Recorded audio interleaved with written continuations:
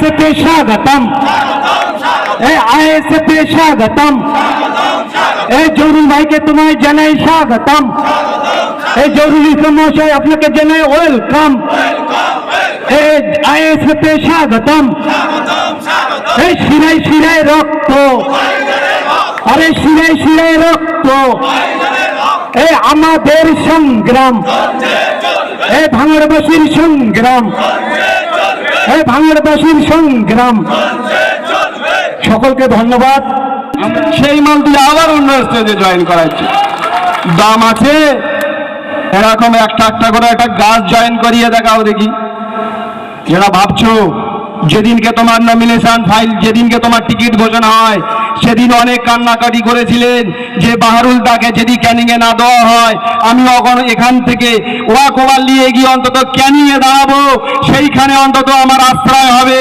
আমরা টোটাল ভাঙড়বাসী আমাদের যে শহীদ হয়েছিল সবাই মিলে বসেছিলাম যে 3 বছর যে যন্ত্রণা আমাদেরকে দিচ্ছ, একে এই যন্ত্রণা থেকে আমাদের মুক্তি পাওয়ার এই একটাই সুযোগ হয়েছে, এখান থেকে ওকে হারিয়ে বাংলার মানুষকে সেই যন্ত্রণা থেকে মুক্তি দিতে হবে। পালিয়ে যাবে কোথায়? আমরা তো ঘিরে দিয়েছি, আছে না ওখানে?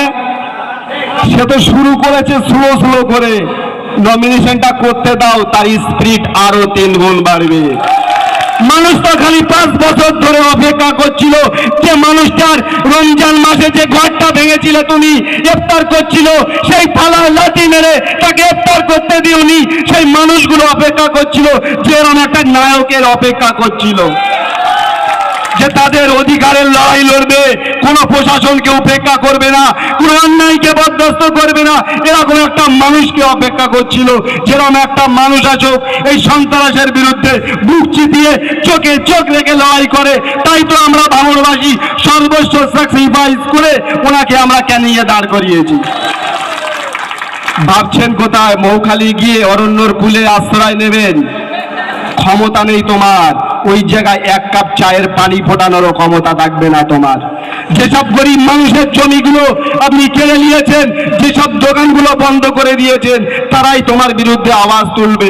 খালি সময়ের অপেক্ষা করুন, সেই সময় তোমার জবাব দেওয়া হবে।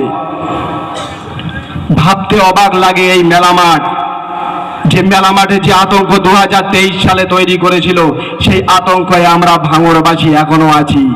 সেই আতঙ্ক মুক্ত করতে হবে তো নাকি? আচ্ছা, অ্যাম্বুলেন্সে করে বোম বন্দুক বয়, অ্যাম্বুলেন্সে করে বোম বন্দুক নিয়ে যাওয়া কি সম্ভব? আমরা ভাবি, আমরা বসেছিলাম যে রাতের বেলা যতগুলো অ্যাম্বুলেন্স যাবে ততগুলো অ্যাম্বুলেন্স আমাদের ছেলেরা চেকিং করবে। সত্যি বলছে, আমাদের তো কষ্ট হচ্ছে যে অ্যাম্বুলেন্সগুলো চেক করব।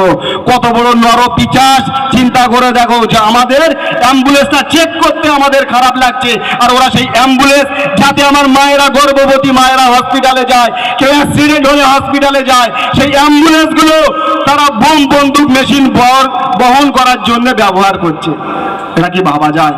কোনোদিন ভাঙড়ের জমিনে এরকম হয়েছিল? হয়েছে? কোনোদিন হয়েছে? এটা কি সম্ভব? তাই তো বলি, ওদের এমএলএ গুলো এত অ্যাম্বুলেন্স দান করে কেন? এই কাজগুলো লাগানোর জন্য অ্যাম্বুলেন্স দান করে, তাই তো? ঠিক আছে, যদি 1 মাসের জন্য আমাদের খারাপ লাগেও লাগুক, কিন্তু প্রত্যেক রাতে প্রত্যেক দিনে আমরা অ্যাম্বুলেন্স চেক করা হবে। যদি একটা অ্যাম্বুলেন্স 2023 সালে 15 তারিখে কাঁঠালিয়ায় যেটা মহসিন গাজী যে অ্যাম্বুলেন্সটাই করে মেশিন পার্ট বয়ে নিয়েছিল, সেই দিন যদি আমরা ধরতাম, সেই দিন যদি চেক করতাম, হয়তো এই দিনটা আমাদের আর দেখতে হতো না, ওরা অ্যাম্বুলেন্সে যাওয়া ছেড়ে দিত। আপনি ভাঙড়ে বলছেন আমি ভাঙড়ে উন্নয়ন করেছি, আমাদেরও তো এখন ঘুরপাক খাচ্ছে ক্যানিংয়ে, র্যালি করছে বাড়ি বাড়ি।